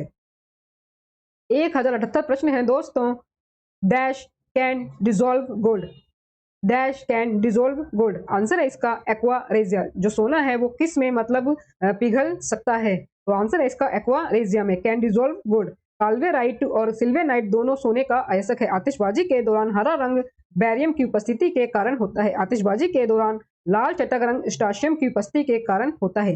गोल्ड, प्लेटिनम, सिल्वर तथा मरकरी उत्कृष्ट धातुएं हैं। डैश कार्बन का एक रूप नहीं है, डैश कार्बन का एक रूप नहीं है, आंसर है इसका सिलिकॉन। सिलिकॉन कार्बन का रूप नहीं है। कार्बन का दो अपरूप हीरा एवं ग्रेफाइट है। कार्बन एक अधातु है। आधुनिक अवसारणी के वर्ग 4A में इसे रखा गया है। पृथ्वी पर सबसे अधिक कार्बन पाया जाता है। हीरा के गुण ताप एवं विद्युत का कुचालक होता है। हीरा जो है, हीरा के जो गुण है वो ताप एवं विद्युत का कुचालक होता है। हीरा के ये गुण बताए गए हैं, जो ताप एवं विद्युत का कुचालक ये होता है। यह दुनिया का सबसे कठोर पदार्थ है। आलू के चिप्स तलने के पर ऑक्सीडेशन के कारण तेल के बासी होने से रोकने के लिए चिप्स के लिफाफों को किस गैस से भरा जाता है। आलू के चिप्स को तलने पर ऑक्सीडेशन के कारण तेल के बासी होने से रोकने के लिए चिप्स के लिफाफों को किस गैस से भरा जाता है, आंसर है इसका नाइट्रोजन। आलू के चिप्स के तलने पर ऑक्सीडेशन के कारण तेल के बासी होने से रोकने के लिए चिप्स के लिफाफों को नाइट्रोजन से गैस से भरा जाता है, नाइट्रोजन गैस से भरा जाता है।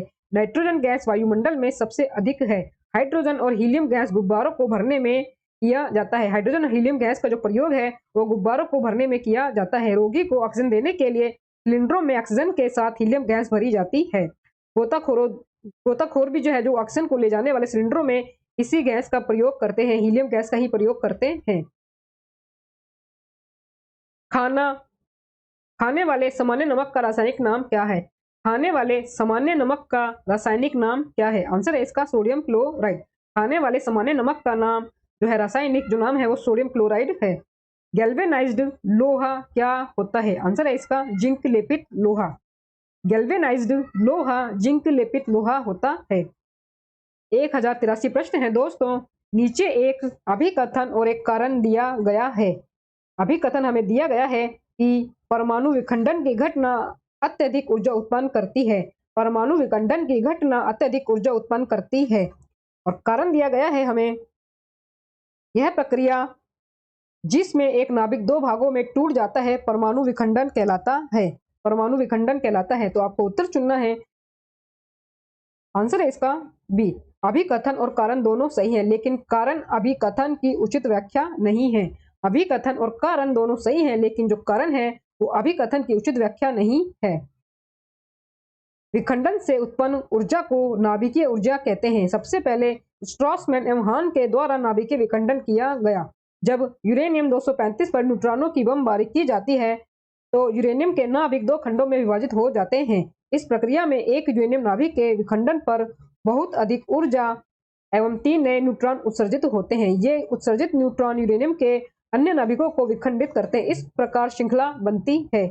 जो नाभिकीय श्रृंखला बनती है उसे नाभिकीय श्रृंखला अभिक्रिया कहते हैं। यह श्रृंखला अभिक्रिया नियंत्रित एवं अनियंत्रित दो प्रकार के होते हैं। यह श्रृंखला अभिक्रिया नियंत्रित एवं अनियंत्रित दो प्रकार के होते हैं। 1084 प्रश्न है।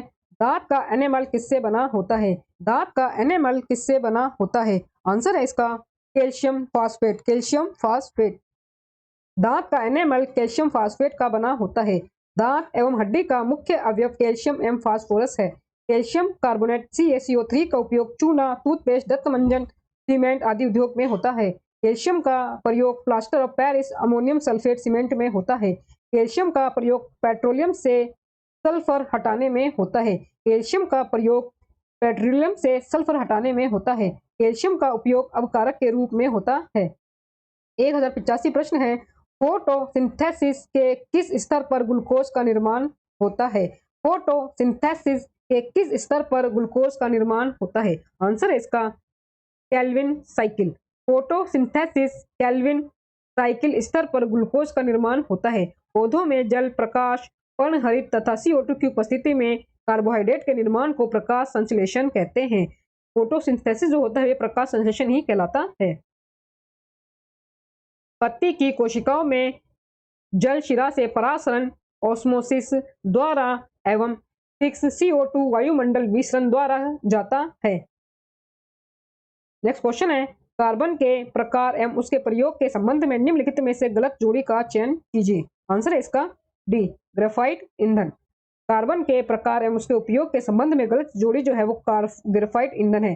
ग्रेफाइट जो है वो पेंसिल में इसका उपयोग किया जाता है। पेंसिल बनाने में ग्रेफाइट का उपयोग किया जाता है।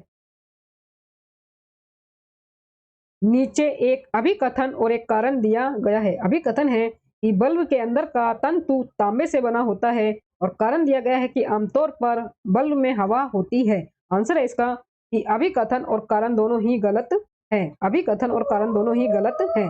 बल्ब के अंदर का तंतु टंगस्टन का बना होता है। बल्ब के अंदर नियोन, आर्गन आदि गैसें भरी होती हैं। टंगस्टन का गलनांक लगभग 3500 डिग्री सेल्सियस होता है। टंगस्टन का उत्पादन दोगाना राजस्थान में होता है। डेगाना राजस्थान में होता है। लोहे को जंग लगने से बचाने के लिए उस पर जिंक की एक सुरक्षात्मक परत लगाई जाती है। इस प्रक्रिया को क्या कहते हैं? आंसर है इसका गैल्वेनाइजिंग। गैल्वेनाइजिंग। लोहे का जंग लगने से बचाने के लिए उस पर जिंक की एक सुरक्षात्मक परत लगाई जाती है। इस प्रक्रिया को गैल्वेनाइजिंग कहते हैं। कास्टिक सोडा का रासायनिक नाम डैश है। आंसर है इसका सोडियम हाइड्रोक्साइड।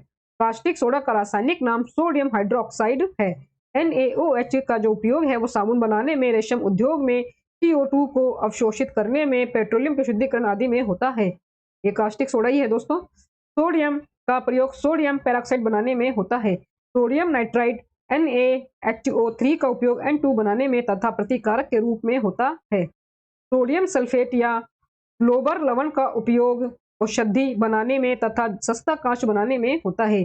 सोडियम सल्फेट या ग्लोबर लवण का उपयोग औषधि बनाने में तथा सस्ता कांच बनाने में होता है। सोडियम नाइट्रेट का उपयोग खाद के रूप में KNO3 HNO3 के निर्माण में होता है। 1090 प्रश्न है। डैश ने एटम बम का आविष्कार किया था। आंसर है इसका जे रॉबर्ट ओपेनहेमर। जे रॉबर्ट ओपेनहेमर ने एटम बम का आविष्कार किया था। एटम बम मात्र एक देश जापान पर गिराया गया था। एटम बम 6 और 9 अगस्त 1945 को क्रमशः हिरोशिमा एवं नागासाकी पर गिराया गया था। जॉन ब्राउनिंग स्वतः संचालित फाइटर बंदूक के आविष्कारक हैं।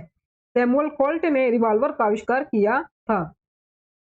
पाचन तंत्र में मौजूद रस गैस्ट्रिक जूस में डैश शामिल होता है। आंसर है इसका HNO3। पाचन तंत्र में मौजूद अमाशय रस गैस्ट्रिक जूस में HNO3 शामिल होता है।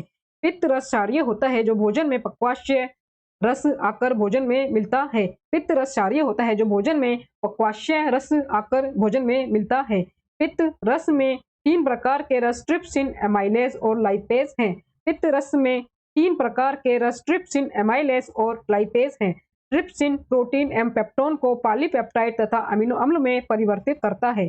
एमाइलेज मंड को घुलनशील शर्करा में परिवर्तित करता है। इमल्सिफाइड वसाओं को लाइपेज, ग्लिसरीन एवं फैटी एसिड में परिवर्तित करता है। समवांगीकरण के द्वारा अवशोषित भोजन शरीर के उपयोग में लाया जाता है। दोस्तों वीडियो अच्छा लग रहा हो तो प्लीज वीडियो को लाइक और शेयर जरूर करें और चैनल को सब्सक्राइब करना ना भूलें। दोस्तों टंकाई सोल्डरिंग के लिए डैश का प्रयोग किया जाता है। आंसर है इसका सीसा एवं टिन की मिश्र धातु का।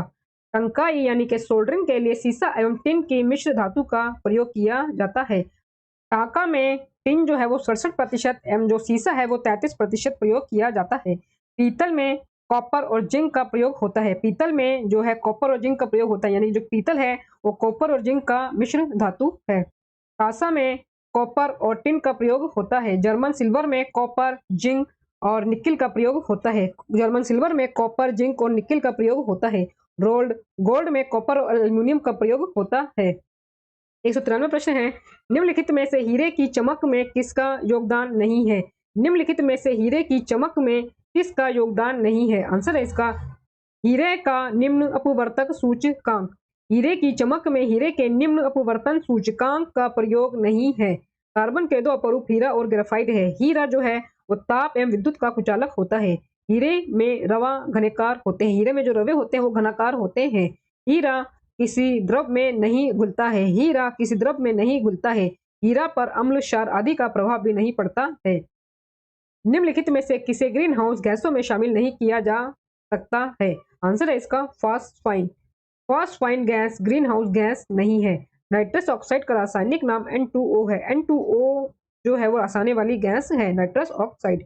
N2O का उपयोग चिकित्सा में किया जाता है। गोबर गैस में मीथेन की मात्रा 65% तक होती है। CO2 जलवायु परिवर्तन के लिए मुख्यतः जिम्मेवार गैस है। गैस की लौ का कौन सा भाग सर्वाधिक गर्म होता है। आंसर है इसका नीला। गैस की लौ का नीला भाग सबसे अधिक गर्म होता है। गैस का लाल भाग कम गर्म होता है। गैस का जो लाल भाग है वो कम गर्म होता है। तारे का रंग ताप पर निर्भर करता है। तारा का जो ऊर्जा का जो स्रोत है वो हाइड्रोजन एवं हीलियम है। सूर्य भी तारा है। सूर्य की आयु 5 बिलियन वर्ष है।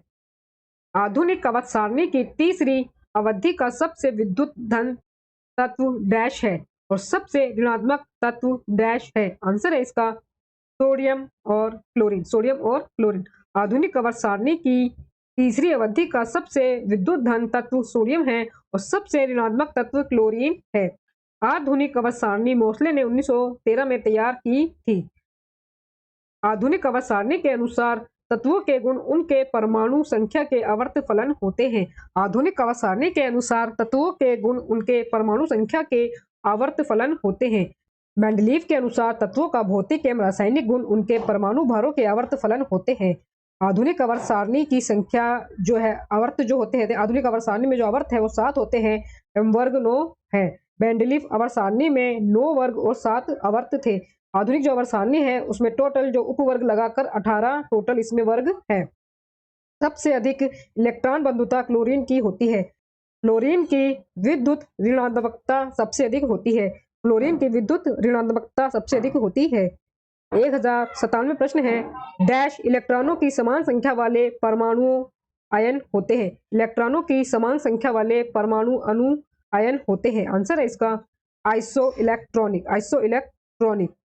इलेक्ट्रॉनिक इलेक्ट्रॉनों की समान संख्या वाले परमाणु अणु आयन होते हैं। जिन परमाणुओं में न्यूट्रॉनों की संख्या समान होती है उन्हें सम न्यूट्रॉनिक कहते हैं। समान परमाणु द्रव्यमान परंतु भिन्न परमाणु क्रमांक के परमाणुओं को समभारी कहते हैं। समान परमाणु क्रमांक परंतु भिन्न परमाणु द्रव्यमानों को परमाणुओं को समस्थानिक कहते हैं।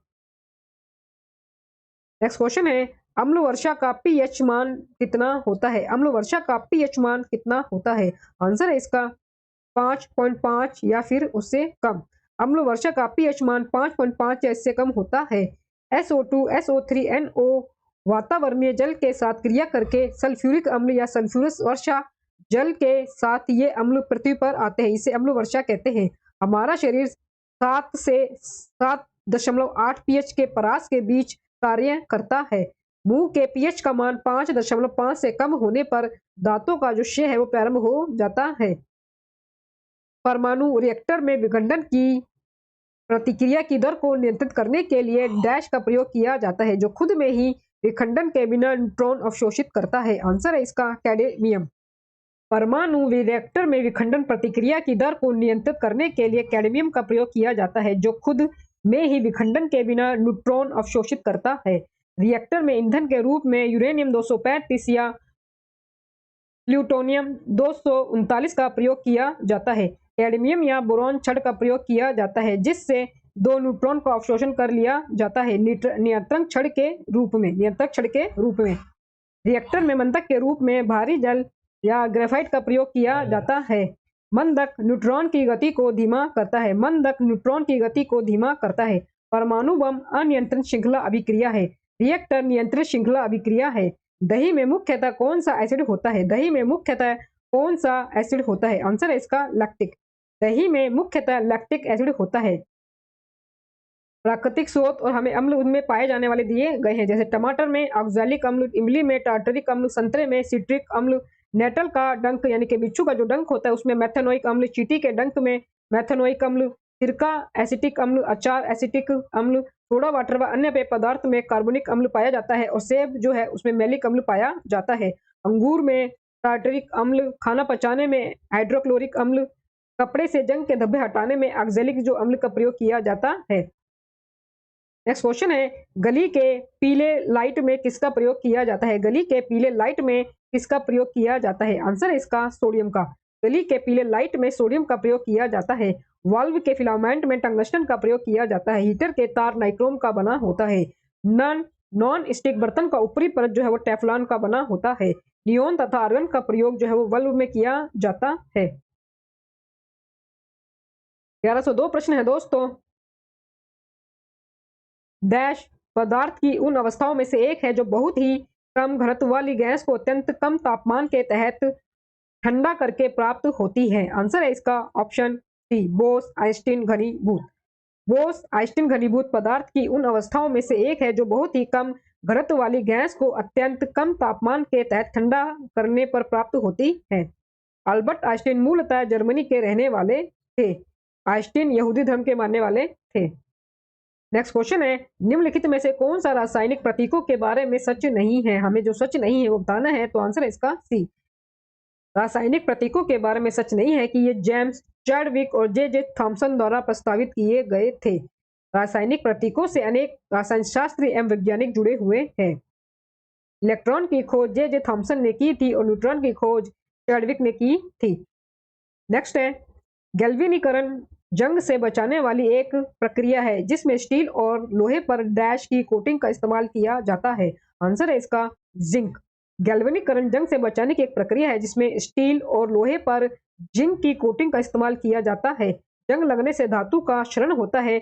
जंग लगने पर धातु का जो वजन है वो बढ़ जाता है, ये आप जरूर याद रखें। घरों में ग्रिल, खिड़की आदि को पेंटिंग से भी जंग से बचाया जा सकता है। घरों में ग्रिल, खिड़की आदि को पेंटिंग से भी बचाया जा सकता है, जंग से बचाया जा सकता है। लासा को पानी के साथ मिश्रित करने पर उसे किस रूप में इस्तेमाल किया जा सकता है? आंसर है इसका गोंद। लासा को पानी के साथ मिश्रित करने पर गोंद के रूप में इस्तेमाल करते हैं। लाख से गोंद तैयार किया जाता है। केंद्रीय लाख अनुसंधान संस्थान नामकुम रांची में है। केंद्रीय लाख अनुसंधान संस्थान नामकुम रांची में है, आप जरूर याद रखें। स्टर्लिंग सिल्वर के न्यूनतम 1000वें भाग की शुद्धता खरापन क्या है? आंसर है इसका 925। स्टर्लिंग सिल्वर के न्यूनतम 1000वें भाग की शुद्धता खरापन 925 है। जर्मन सिल्वर में कॉपर, जिंक और निकिल मिला होता है। जिंक मिला होता है जो बर्तन बनाने में काम आता है। टाइप मेटल में सीसा, एंटीमनी और टिन का प्रयोग होता है। टांक का जो है वो टिन और लेड का मिश्रण होता है। ये लेड होगा दोस्तों, लेड का मिश्रण होता है। टांका जो है वो जोड़ लगाने में काम आता है। टांके से जोड़ लगाया जाता है, सोल्डरिंग की जाती है। मीथेन के जलने पर क्या होता है? मीथेन के जलने पर क्या होता है? आंसर है इसका कार्बन डाइऑक्साइड एवं पानी निकलता है। कार्बन डाइऑक्साइड एवं पानी निकलता है। मीथेन के जलने पर कार्बन डाइऑक्साइड एवं पानी निकलता है। मीथेन के जलने पर CO2 एवं पानी निकलता है। CO2 जलवायु गर्म होने का मुख्य कारण है। सी जो O है वो परिवहन से निकलने वाले धुएं में होता है। CO से सीसा निकलता है। सीसा स्थायी तत्व है। निम्नलिखित में से किस परमाणु का व्यास सबसे बड़ा है? आंसर है इसका आयोडीन का। आयोडीन परमाणु का व्यास सबसे बड़ा है। आयोडीन परमाणु का व्यास सबसे बड़ा है। आयोडीन की कमी से घेंगा रोग होता है। घेंगा रोग में थायराइड ग्रंथि का आकार जो है वो बढ़ जाता है। आयोडीन रोगी पहाड़ी पर्वत क्षेत्र में अधिक होते हैं। आयोडीन रोगी समुद्र तटीय क्षेत्रों में प्राय नहीं होते हैं। ब्रोमीन का उपयोग एथिलीन ब्रोमाइड के संश्लेषण में होता है, जिसका प्रयोग सीसाकृत पेट्रोल में मिलाया जाता है। जिसका जो प्रयोग है वो सीसाकृत पेट्रोल में मिलाया जाता है। किसी तत्व का परमाणु क्रमांक 3 है। किसी तत्व का परमाणु क्रमांक 3 है तो आपको बताना है कि वो कौन सा तत्व है। आंसर है इसका लिथियम। लिथियम तत्व का परमाणु क्रमांक जो है वो 3 है। लिथियम सबसे हल्का तत्व है। लिथियम सबसे प्रबल उपचायक होता है। ऑस्मियम सबसे भारी धातु है। प्लेटियम सबसे कठोर धातु है। प्लेटिनम सबसे कठोर धातु है। धातुओं में सबसे अधिक अधातवर्त्य सोना और चांदी है। वेडिलेआइट जिरकोनियम का अयस्क है। जल शोधन में कौन सी प्रक्रिया प्रयोग की जाती है? जल के शोधन में कौन सी प्रक्रिया प्रयोग की जाती है? आंसर है इसका विपरीत परासरण। जल शोधन में विपरीत परासरण प्रक्रिया का प्रयोग किया जाता है। जब दो द्रवों के कक्षनाकों में अंतर अधिक होता है तो उसके मिश्रण को आसवन विधि से पृथक करते हैं। जब दो द्रवों के कक्षनाकों में अंतर अधिक होता है तो उसके मिश्रण को आसवन विधि से पृथक करते हैं। यह द्रवों के मिश्रण को अलग करने की विधि है। यह द्रवों के मिश्रण को अलग करने की विधि है। इसका प्रथम भाग वाष्पीकरण एवं दूसरा भाग संघनन कहलाता है। आंशिक आसवन विधि से शुद्ध डीजल, पेट्रोल, मिट्टी तेल, कोल तर आदि अलग किए जाते हैं। भाप आसवन विधि से कार्बनिक मिश्रण को शुद्ध किया जाता है जो जल में अघुलनशील होता है परंतु भाप के साथ वाष्पशील होता है। भाप आसवन विधि से एसीटोन, मैथिल एल्कोहल आदि को अलग किया जाता है। 111 प्रश्न है दोस्तों। 1111 प्रश्न है। एक ऑक्सीजन परमाणु में कितने संयोजी इलेक्ट्रॉन होते हैं? आंसर है इसका 6। एक ऑक्सीजन परमाणु में 6 संयोजी इलेक्ट्रॉन होते हैं। इलेक्ट्रॉनों के पुनः वितरण के फलस्वरूप बने बंधन को परमाणु बंधन कहते हैं। किसी रवा के आयनों को एक दूसरे से अनंत दूरी तक अलग करने के लिए आवश्यक ऊर्जा को जालक ऊर्जा कहते हैं। हाइड्रोजन बंधन एक कमजोर स्थिर वैद्युत आकर्षण बल है। हाइड्रोजन बंधन सिर्फ फ्लोरीन, ऑक्सीजन तथा नाइट्रोजन के यौगिकों में पाया जाता है। आवर्त सारणी के न्यूनतम प्रतिक्रिया तत्व है। आवर्त सारणी के न्यूनतम प्रतिक्रियाशील तत्व है। आंसर है इसका उत्कृष्ट गैस। आवर्त सारणी के न्यूनतम प्रतिक्रियाशील जो तत्व है वो उत्कृष्ट गैस है। अक्रिय गैस या निष्क्रिय गैस आवर्त सारणी में 6 तत्व है जो है helium, neon, argon, krypton, xenon और रेडॉन। रेडॉन को छोड़कर सभी अक्रिय जो गैस है वो वायुमंडल में पाई जाती है। नियान का उपयोग विसर्जन लैंपों और ट्यूबों, वायुयानों की जो ट्यूबें हैं तथा प्रतिदीप्त बल्बों में भरी जाती है। इसे विज्ञापन के लिए भी प्रयोग करते हैं। आवर्त सारणी डी.आई. मेंडलीव ने बनाया। आधुनिक आवर्त सारणी हेनरी मोसले के नियम पर आधारित है। परमाणु बम का आविष्कार करने वाली टीम का हिस्सा निम्नलिखित में से कौन थे? परमाणु बम का आविष्कार करने वाली टीम का हिस्सा निम्नलिखित में से कौन थे? आंसर है इसका जूलियस ओपेनहीमर। परमाणु बम का आविष्कार करने वाली टीम का हिस्सा जूलियस ओपेनहीमर थे। ओपेनहीमर को परमाणु बम का जनक माना जाता है। परमाणु कार्यक्रम का भारत में जनक डॉक्टर होमी जहांगीर भाभा थे। परमाणु ऊर्जा के जनक एरिकन फर्मी थे। परमाणु बम 6 अगस्त एवं 9 अगस्त 1945 को जापान पर गिराया गया था। 1114 प्रश्न है दोस्तों। गर्म हवा के गुब्बारों में कौन सी गैस प्रयोग की जाती है? आंसर है इसका बी, प्रोपेन। गर्म हवा के गुब्बारों में प्रोपेन गैस प्रयोग की जाती है। साधारणतः गुब्बारों में हीलियम एवं हाइड्रोजन गैस भरी जाती है। जो साधारण होते हैं ना, उनमें हीलियम और हाइड्रोजन गैस भरी जाती है, परंतु जो गर्म हवा का गुब्बारा होता है उसमें प्रोपेन गैस भरी जाती है। ये आप जरूर याद रखें, क्योंकि हाइड्रोजन जो गैस है वो हल्की होती है। रॉकेट में ऑक्सीजन और नाइट्रोजन ईंधन के रूप में इस्तेमाल होता है। रॉकेट में ऑक्सीजन और हाइड्रोजन ईंधन के रूप में इस्तेमाल होता है। निम्नलिखित गैसों में से किस में एक तीखी गंध होती है? निम्नलिखित गैसों में से किस में एक तीखी गंध होती है? आंसर है इसका अमोनिया। अमोनिया में एक तीखी गंध होती है। अमोनिया सल्फेट का रासायनिक सूत्र NH42SO4 होता है। अमोनिया सल्फेट में नाइट्रोजन अमोनिया के रूप में उपस्थित रहती है। अमोनिया की मात्रा लगभग 25% होती है। अमोनिया सल्फेट आलू आदि के लिए अच्छा उर्वरक है। अमोनिया सल्फेट का प्रयोग चूना रहित भूमि में नहीं किया जाता है। जल शोधन के लिए निम्नलिखित में से किसका प्रयोग किया जाता है? आंसर है इसका एलम। जल शोधन के लिए एलम का प्रयोग किया जाता है। जल की स्थायी कठोरता दूर करने की मुख्य विधि परम्यूटेट विधि है। परम्यूटेट विधि को परम्यूटेट सोडियम जियोलाइट भी कहते हैं। स्थायी कठोरता का कारण कैल्शियम और मैग्नीशियम के सल्फेट, क्लोराइड, नाइट्रेट आदि लवणों के घुलने के कारण होता है। अस्थायी कठोरता कैल्शियम और मैग्नीशियम के बाइकार्बोनेट घुलने के कारण होता है। अस्थायी कठोरता कैल्शियम और मैग्नीशियम के बाइकार्बोनेट घुलने के कारण होता है। 1117 प्रश्न है दोस्तों।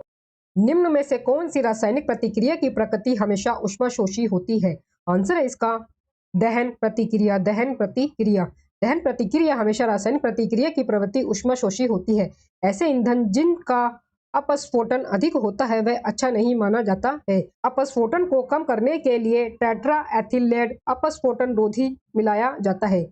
अपस्फोटन को कम करने के लिए टेट्रा एथिलेट अपस्फोटन रोधी इसमें मिलाया जाता है। अपस्फोटन को ऑक्टेन संख्या के द्वारा व्यक्त किया जाता है। ईंधन के जलने की क्रिया को दहन कहते हैं। दहन की क्रिया से ऊर्जा मुक्त होती है। वातावरण में कार्बन डाइऑक्साइड की वृद्धि निम्न में से किसके कारण होती है? वातावरण में कार्बन डाइऑक्साइड की वृद्धि निम्न में से किसके कारण होती है? आंसर है इसका सी 1, 2 और 3। वातावरण में CO2 की वृद्धि के कारणों में जीवाश्म ईंधन के ज्यादा इस्तेमाल, वनों की कटाई, वाहनों की संख्या में वृद्धि आदि से जानी जाती है। उपयुक्त विकल्प द्वारा रिक्त स्थान की पूर्ति करें। डैश नीले लिटमस को लाल रंग में बदल देता है और डैश डैश लिटमस को नीले रंग में बदल देता है। आंसर है इसका डी। अम्ल नीले लिटमस को लाल रंग में बदल देता है। अम्ल जो है वो नीले लिटमस को लाल रंग में बदल देता है और क्षार लाल लिटमस को नीले रंग में बदल देता है।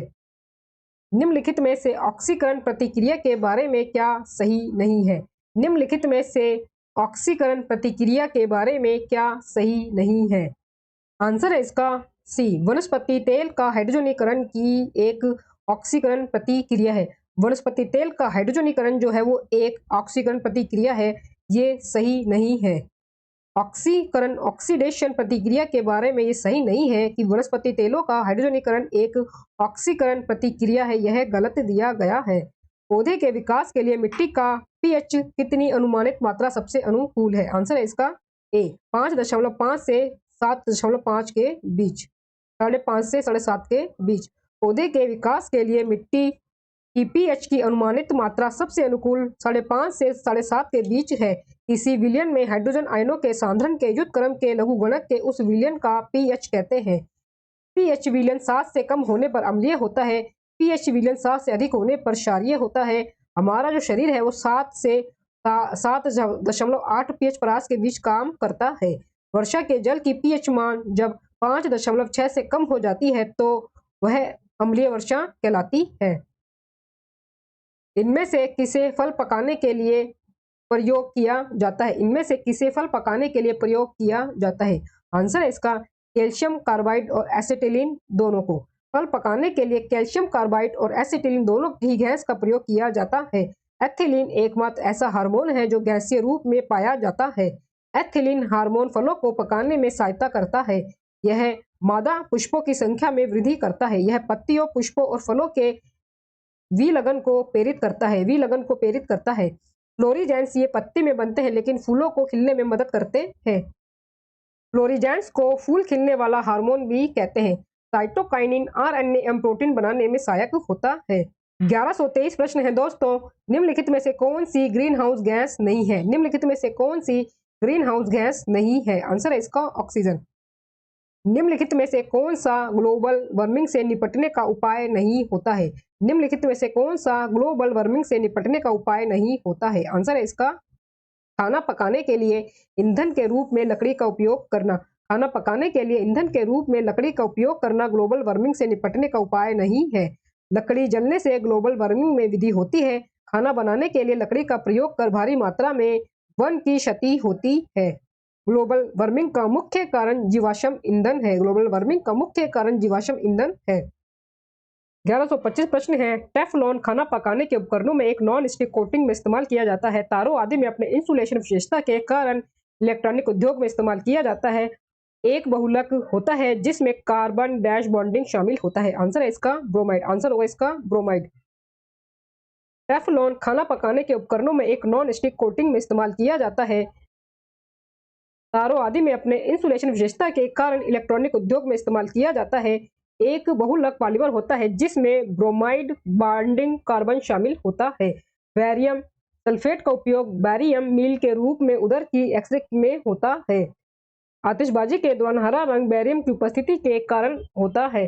टेफ्लॉन का प्रयोग चिकना या तेलीय पदार्थ पर लेपन के लिए किया जाता है। 1126 प्रश्न है दोस्तों, निम्नलिखित में से किस प्रक्रिया में जिंक ऑक्साइड बनता है? निम्नलिखित में से किस प्रक्रिया में जिंक ऑक्साइड बनता है? आंसर है इसका गैल्वेनाइजेशन। गैल्वेनाइजेशन प्रक्रिया में जिंक ऑक्साइड बनता है जो एक सुरक्षा परत के रूप में कार्य करता है और जंग की रोकथाम करता है। 1127 प्रश्न है, सही विकल्प के साथ खाली स्थान भरे। सही विकल्प के साथ खाली स्थान भरे। तत्वों के गुण उनके परमाणु द्रव्यमान के आवधिक प्रकार्य है। यह कथन जो है किसका है? यह कथन किसका है? आंसर है इसका मेंडलीफ के आवर्त नियम का। मेंडलीफ के आवर्त नियम सारणी का है। तत्वों के गुण उनके परमाणु द्रव्यमान के आवधिक प्रकार्य है। यह मेंडलीफ का आवर्त नियम का कथन है। यह मेंडलीफ के आवर्त नियम जो सारणी बनाई थी उनने, उसका ये कथन है। आधुनिक आवर्त सारणी परमाणु संख्या पर आधारित है जो हेनरी मोसले की देन है। हेनरी मोसले की ये देन है आधुनिक आवर्त सारणी। 1128 प्रश्न है, पेयजल आपूर्ति में कूलीफॉर्म की उपस्थिति डैश का लक्षण है। आंसर है इसका ऑप्शन डी, मानव अपशिष्ट से संदूषण होना। मानव अपशिष्ट से संदूषण होना।